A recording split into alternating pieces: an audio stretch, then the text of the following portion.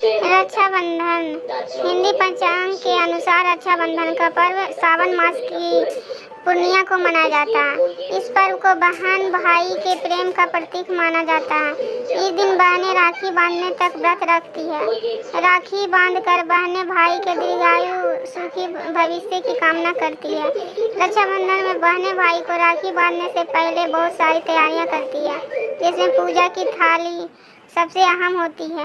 आइए जानते हैं रक्षाबंधन के दिन राखी की थाली को कैसे तैयार करना चाहिए। नई थाली लेकर उस पर गंगा जल डालकर पवित्र कर लेना चाहिए। राखी की थाली को फूलों से सजाना चाहिए। भाई को राखी बांधने से पहले उसे लकड़ी के चौकी पर बैठाना चाहिए और भाई के सिर पर एक कपड़ा जरूर रखना चाहिए। धार्मिक मान्यताओं के अनुसार राखी बंधवाते समय भाई का मुख पूर्व दिशा में और बहन का पश्चिम दिशा में होना चाहिए। थाली में रोली और चावल होना चाहिए। भाई के माथे पर तिलक लगाकर उसे सभी प्रकार के संकट से बचने के लिए प्रार्थना करना चाहिए। इसके बाद अक्षत के तौर पर सिर पर चावल लगाना चाहिए। हालांकि ध्यान रहे चावल टूटा हुआ ना हो। तिलक के बाद अक्षत करें। इसके बाद भाई की दाहिनी कलाई पर राखी बांधें। रक्षा सूत्र हमेशा 3 रंग का होना शुभ माना गया है, सफेद, लाल और पीला। रक्षा सूत्र में चंदन लगाना भी अच्छा माना जाता है। थाली में घी का दीपक और कपूर जलाकर भाइयों की आरती करें। राखी बांधते समय इस मंत्र को जरूर पढ़ना चाहिए। ओम येन बद्धो बलि राजा दानवेंद्रो महाबल तेन त्वाभिविद भादिजे रक्षे माँ चला माँ चला। थाली में मिठाई जरूर होना चाहिए और राखी बांधने के बाद बहनें अपने भाई को मिठाई जरूर खिलाएं। इसके बाद भाइयों को अपनी बहन का उपहार भेंट करना चाहिए। भद्र काल में नहीं बांधे राखी। किसी भी मांगलिक कार्य में भद्रा योग का विशेष ध्यान रखा जाता है, क्योंकि भद्रा काल में मंगल उत्सव की शुरुआत या समाप्ति अशुभ मानी जाती है। अतः भद्रा काल की अशुभता को मनाकर कोई भी स्थापना व्यक्ति शुभ कार्य नहीं करता।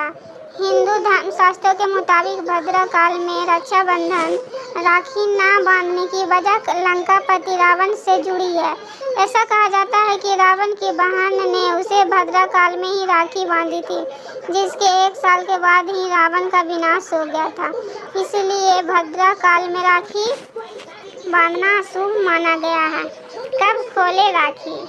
धार्मिक मान्यताओं के अनुसार राखी बांधने के कम से कम 1 पक्ष तक इसे नहीं खोलना चाहिए।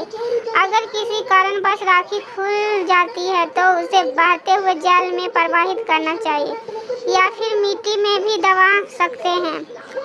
आप चाहिए तो श्री कृष्ण जन्माष्टमी वाले दिन चंद्रोदय के समय जल चढ़ाकर भी रक्षा सूत्र प्रवाहित कर सकते हैं। रक्षाबंधन की कथाएं।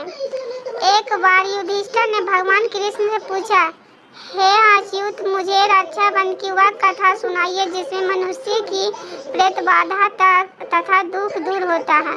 भगवान कृष्ण ने कहा, हे पांडव श्रेष्ठ, एक बार दैत्यों तथा असुरों में युद्ध छिड़ गया और यह युद्ध लगातार 12 वर्षों तक चलता रहा।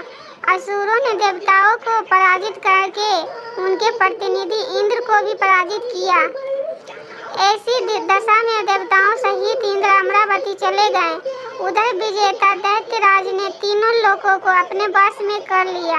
उसने राजपद में घोषित कर दिया कि इंद्रदेव सभा में न आए तथा देवता व मनुष्य यज्ञ कर्म न करे। सभी लोग मेरी पूजा करें। दैत्यराज की इस आज्ञा से यज्ञ वेद पाठन तक उत्सव आदि समाप्त हो गए। धर्म के नाश से देवताओं का बल घटने लगा। यह देख इंद्र अपने गुरु बृहस्पति के पास गए तथा उनके चरणों में गिरकर निवेदन करने लगे। गुरुवर, ऐसी दशा में परिस्थितियां कहती है कि मुझे यही प्राण नहीं देने होंगे, न तो मैं भाग ही सकता हूँ और न ही युद्ध भूमि में टिक सकता हूँ। कोई उपाय बताइए। बृहस्पति ने इंद्र की वेदना सुनकर उसे रक्षा विधान करने को कहा। सावन पूर्णिमा को प्रातः काल निम्न मंत्र से रक्षा विधान संपन्न किया गया। इंद्राणी ने सातवीं पूर्णिमा के पावन अवसर पर दिवसों के से परिशुद्धान करवा कर रक्षा तक का तंतु दिया और इंद्र की दाहिनी कलाई में बांधकर युद्ध भूमि में लड़ने के लिए भेज दिया। रक्षाबंधन के प्रभाव से दैत्य भाग खड़े हुए और इंद्र की विजय हुई। राखी बांधने की प्रथा का सूत्रपात यही से होता है। भगवान विष्णु और राजा बलि की कथा। वही दूसरी कथा भगवान विष्णु और राजा बलि की है। कहा जाता है कि इसके बाद भी रक्षा सूत्र का महत्व बढ़ गया था। दरअसल भगवान विष्णु वामन रूप धारण करके राजा बलि से उसका राज ठगने जाते हैं और 3 पग में राजा बलि से सारा राज मांग लिया था। इसके बाद राजा बलि को पाताल में रहने की सलाह देते हैं। राजा बलि नारायण जी की बात मान लेते हैं और उनके साथ पाताल चले जाते हैं। वहाँ विष्णु जी से एक वचन देने को कहते हैं। विष्णु जी उन्हें वचन देने के लिए तैयार हो जाते हैं। ऐसे में राजा बलि उन्हें कहते हैं कि मैं जब भी देखूं आपको ही देखूं, सोते जागते हर पल आपको ही देखूं। ऐसे में विष्णु जी अपने वचन को पूरा करते हैं और पाताल में ही रहने लग जाते हैं। उधर लक्ष्मी जी को नारायण जी की चिंता होने लगती है और वो नारद जी से विष्णु भगवान के बारे में पूछती है।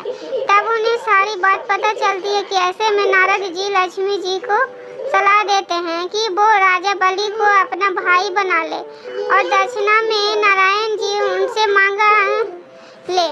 देवी लक्ष्मी ऐसा ही करती है। वे भेष बदलकर रोती हुई पाताल जाती है और राजा बलि के पास पहुंच जाती है। राजा जब उनसे उनके रोने का कारण पूछते हैं तो वे उन्हें कहती है कि मेरा कोई भाई नहीं है। तब राजा उन्हें कहते हैं कि आज से वे ही उनके धर्म भाई हैं। माता लक्ष्मी उन्हें रक्षा सूत्र बांधती है और नारद जी के सलाह अनुसार उनसे दक्षिणा में नारायण जी को मांग लेती है। तब से ही पुराणों में रक्षा सूत्र का महत्व होने लगा। रक्षाबंधन कथा। तो भारतीय इतिहास के अनुसार मुसलमान शासक भी रक्षाबंधन की धर्म भावना पर निछावर थे। जहांगीर ने एक राजपूत स्त्री का रक्षा सूत्र पाकर समाज को विशिष्ट आदर्श प्रदान किया। इस संदर्भ से पन्ना की राखी विशेषता उल्लेखनीय है। एक बार राजस्थान की 2 रियासतों में गंभीर कलह चल रहा था। एक रियासत पर मुगलों ने आक्रमण कर दिया। अवसर पाकर दूसरी रियासत वाले राजपूत मुगलों के साथ देने के लिए सैन्य सज्जा कर रहे थे। पन्ना भी इन्हीं मुगलों के घेरों में थी। उसने दूसरी रियासत के शासक को, जो मुगलों की सहायता अर्थ जा रहा था, राखी भेजी। राखी पाते ही उसने उल्टे मुगलों पर आक्रमण कर दिया। मुगल पराजित हुए। इस तरह रक्षाबंधन के कच्चे धागे ने दोनों रियासतों के शासकों की पक्की मैत्री के सूत्र में बांध दिया। कृष्ण द्रौपदी कथा। एक बार भगवान श्री कृष्ण के हाथ में चोट लग गई तथा खून की धार बह रही थी।